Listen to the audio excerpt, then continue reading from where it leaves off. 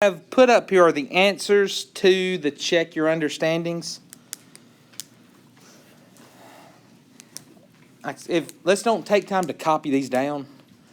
That if you didn't try them, you didn't try them. It is what it is.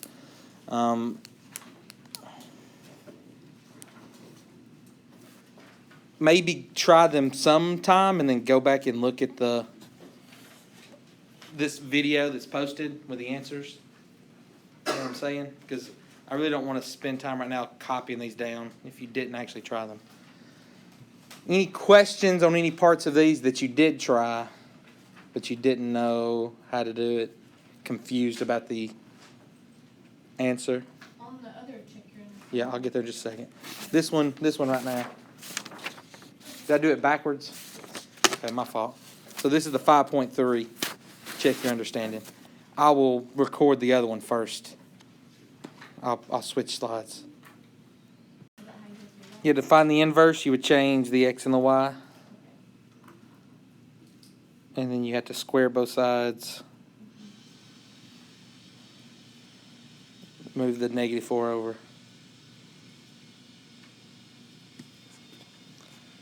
So again, right here's the answers to, this is 5.3. On the next slide will be 5.2. It wouldn't let me switch the order. My fault. Okay, here are the answers to 5.2.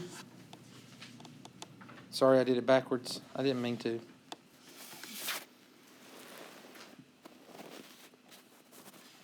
So again, check the ones that you tried. Let's don't spend our time copying every one of these. You can get them from the video if you need to. Anything on any of these that you tried, didn't understand?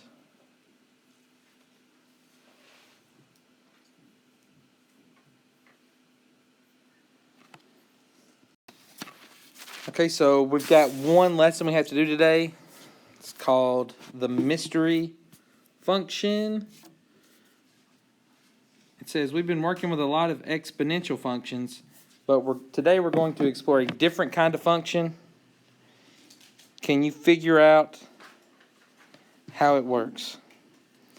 So they've given us a table of values to look at. Selected values of a mystery function are given in the table below. Fill in the table as much as you can.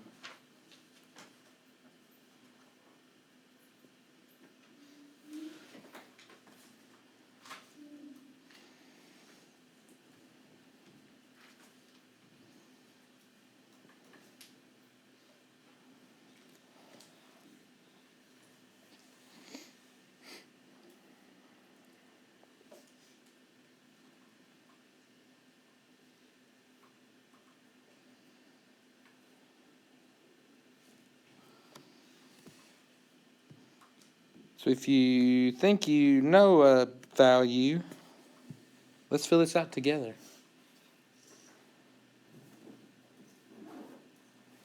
Or let's talk through any patterns that you see or any possibilities for.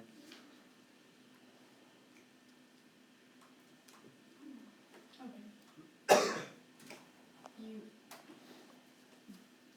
You half it, and put 1 over it, and you don't actually, no.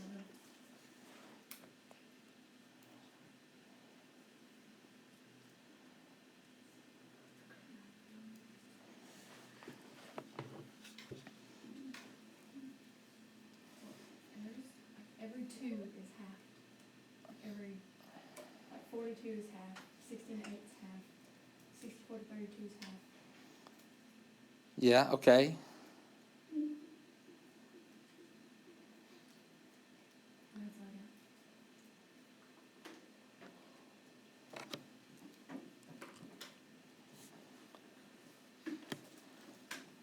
I got. Okay, here's going to be my idea. So like when I look at the outputs, like right here goes 2, here goes an output of 3, here goes an output of 4, and there's an output of 5. So like, look at those outputs and their corresponding x value. That's what I had to do to figure out what was going on. If I looked at that, I could see it, and I could do it.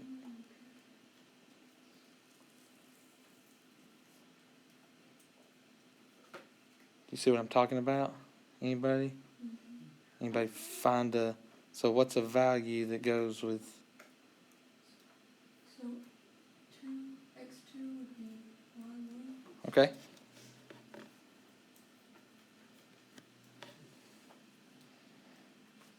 So x1 would be 0. x1 gives y 0. Yeah. 1 would be -3. 1/8 is -3. Yep. Yeah. What are you doing to figure that out? Because you're getting a lot of strange looks from people. 2 to the power of y is equal to x. Yes.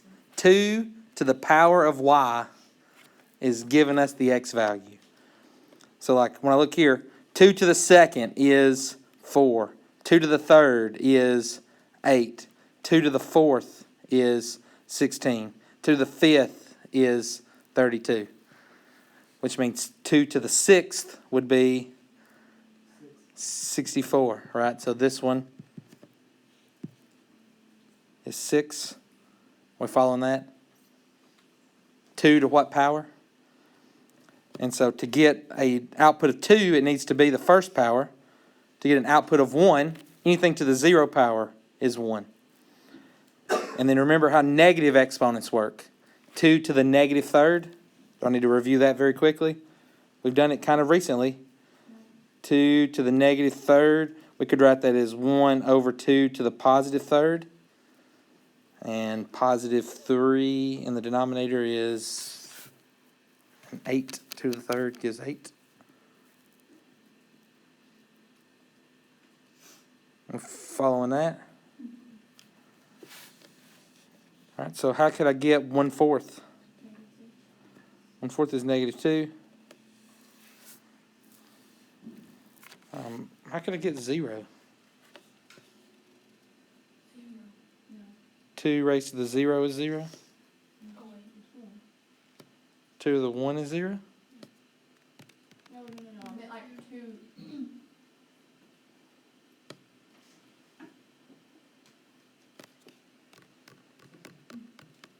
There's none. There isn't one. Think about this. This is what kind of function? It's an exponential function. What's the graph of an exponential function look like? This that has a horizontal asymptote at 0 means it never gets there. It can never become 0. Are you following, putting it all, again, it all tells the same story if you connect it all together. So I can't get 0. What about -1? How could I get a -1 value? For the same reason, I can't. What about 3? 2 raised to what power is 3? Does it exist? Probably. Like some decimal. Yeah, exactly. 2 raised to something ugly is 3. But it's there. So we're not gonna do it? The one they did was 1.5, is what they said.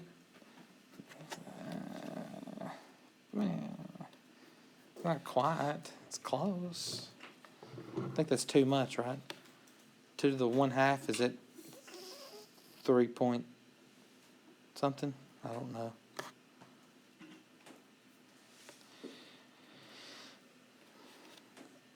Anyways, doesn't matter. We found our rule. So what was our rule if we had to write it out with x and y? 2 to the y equals x.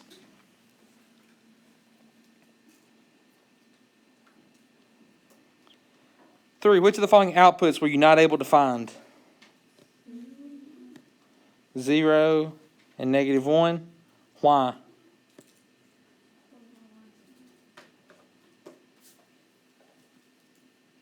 Two raised to nothing gives 0 and 1. That's bad grammar. That's what they wrote.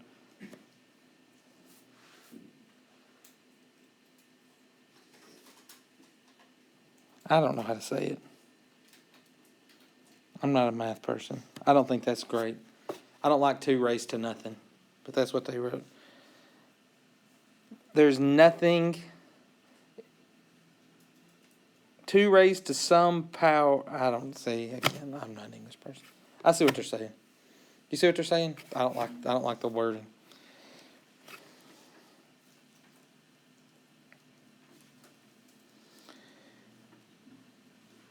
How would you say that name? I know exactly what I want to say. I want to call them Piranha Van. Guess they catch fish for a living? I don't know. And put them in their van? I don't know.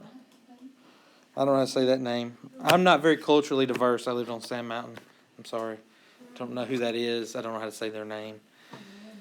Piranha Van believes that 24, 4.585 is a point on the graph of this function. Is he correct? How did you know? Raise 2, so that number is 2 raised to the 4.585 equals.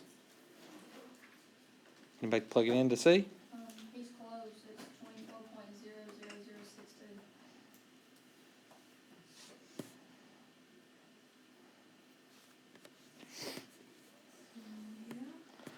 24.00062.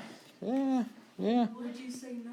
what, do they, what decimal point is they? 3 decimal places. I guess it's right. Well, the 3 decimal places, this would be 24.001. Let's just say he's close enough. It's good enough. Would you count Piranha Van correct on that? I might count off just a hair. Just a little. Okay, here we go. 5. You get it? You follow? That's going to be terrible on this PowerPoint. It's going to start with just me laughing, and there's going to be no context. Okay, 5. How are the outputs for x equals 8 and x equals 1/8 related? So if x was 8, 2 raised to what is 8? So we would get y is 3 is the output for the first one. And what about 2 raised to what is 1/8? So how are these related? They are opposite signs.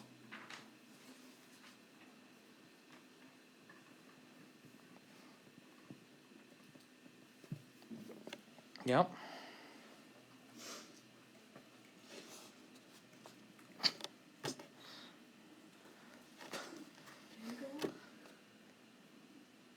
Pagiel.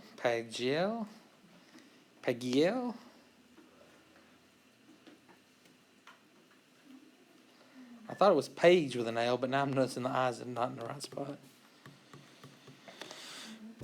Anyways, they think the output for 3 would be y equals 1/2. Give a convincing argument to prove whether she is correct or incorrect. She's close enough.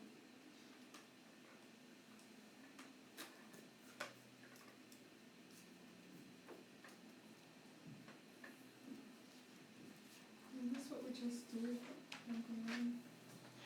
Well, we did it on On the table? the table, right? So let's see here. What would we need to plug in to find this? It would be 2 raised to the 1/2 equals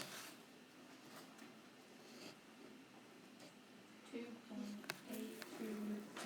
I remember. so that's 2.828. Is that close enough? Not really. It's not 3. So what they're wanting you to see here is even though 1.5 is halfway between 1 and 2. Its output is not halfway between 2 and 4.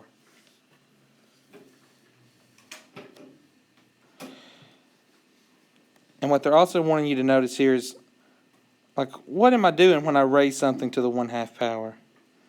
Raising to a 1/2 power.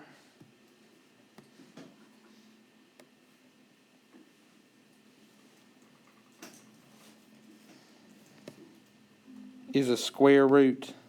Did you guys know that? So like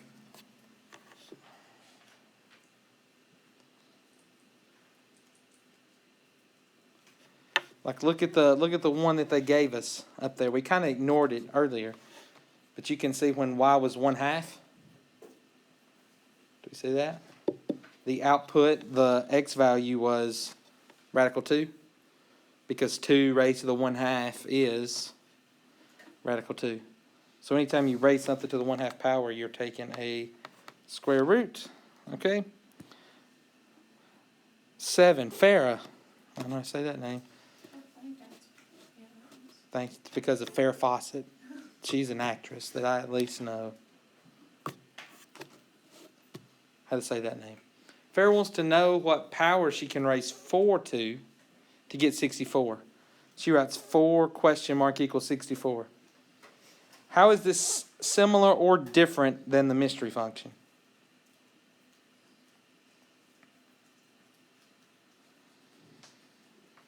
So what was our mystery function?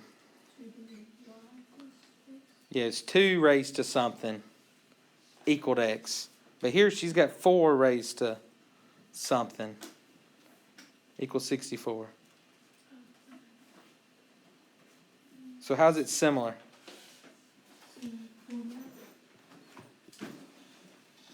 Okay. Could you expand on that? Something raised to something gives something. Yeah, okay, I'm with you. I'm looking for an exponent.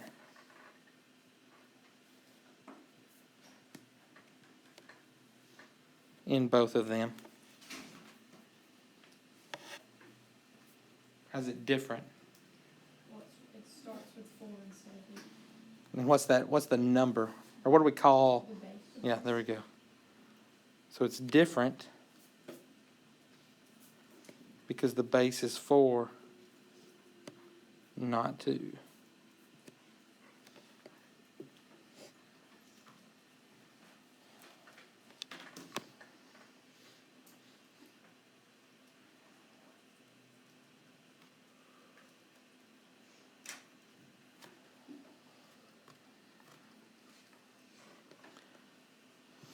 It says provide Farrah with a strategy for figuring out what the question mark is. Well, it's like you just half what the table gave you for 64. Okay. Okay, so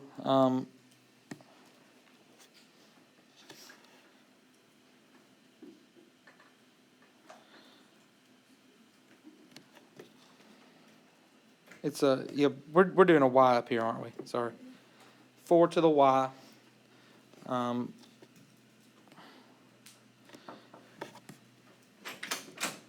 This base is not as simplified as it could be. Here's how we can simplify in these kinds of problems. Okay, so this is leading us into the kind of some new algebra techniques that we can use. We always want the base to be in its simplest form. And if I can write the base as a smaller number raised to a power, I can do that. That's a valid solution here. So 4 is the same thing as 2 squared. Do we follow that? And that's being raised to the y power.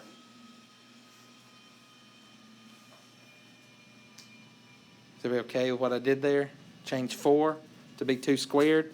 And now what do I have? I have a power raised to a power. Do you guys remember, like in 8th grade, what can you do? When I have a power raised to a power, we can multiply the exponents. So this is 2 raised to the 2 times y. You have to do that every time.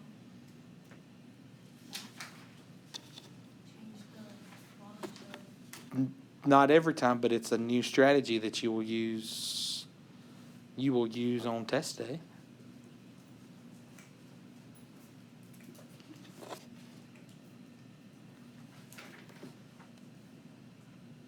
Talking about changing 4 to be 2. Yeah, that's where we're going, is being able to change bases. We're learning a new algebraic tool to put in our toolbox. And so, kind of what you were saying, 2 to the 2y is equal to, so I'm still looking for 64, right? But I know 2 to the 6th equals 64. Are we following the logic here? So if I have 2 things that are equal to be 64, then I can set them equal to each other. So 2 to the 2y must equal 2 to the 6th. And this should have been in a row, but I was kind of running out of space. It's like I would just keep working down the page. Then I moved over here. We're following still so far? So now if I have the same base, if I have 2 things that are equal and they have the same base, well then guess what has to be equal? The exponents must be equal. If I can write it where they have the exact same base, I have powers with the same base, the exponents must be equal. So I just set the exponents equal and then solve. So what you were saying is just half of the answer in the table? That's correct. But here's the algebraic proof to back it up.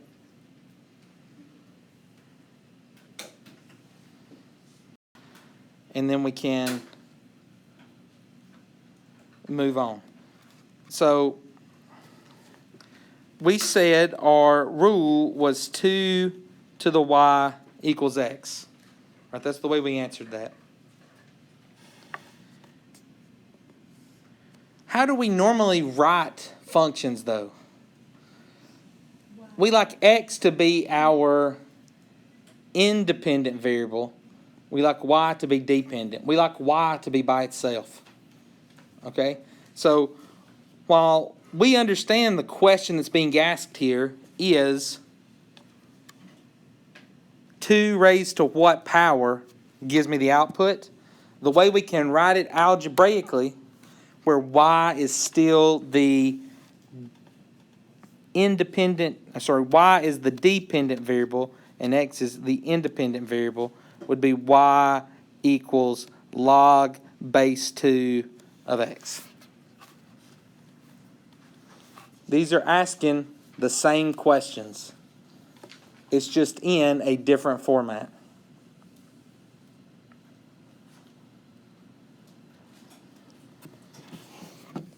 So like whenever we're working with exponential problems with logarithms, if I was given this problem, I know I could rewrite it from logarithmic to exponential. Did you guys do that in Algebra 2? Rewrite them from one to the other? Base raised to the answer equals I call this the argument. So the base raised to the answer equals the argument. You see how that's the same thing. 2 raised to the y equals x. So you have to be able to convert back and forth between these two forms. So if I was given it in this form and I need to write in logarithmic, log base 2 of the answer equals the exponent. When BAE was popular, that was the strategy that they taught you to remember it. BAE, base of the answer equals the exponent. When you go back to this form. We turn in normal stuff and the math stuff. Yeah. You're welcome. I can't even eat waffles. I don't think Bay's normal anymore, is it? I think that's too old. So, on the next question, on 4, what she was asking was log base 2 of 24. Does that equal 4.585? Instead of having to do 2 raised to the 4.585, we could just put in log base 2 of 4. It's asking the same thing. We good there? So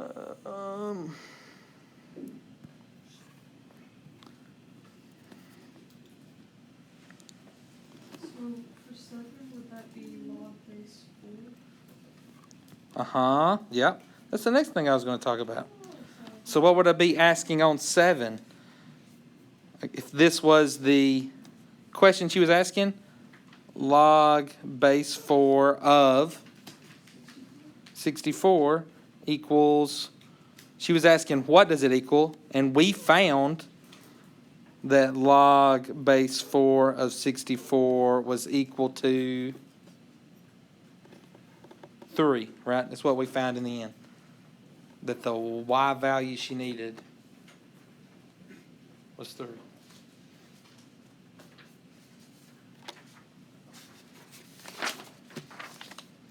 Any questions?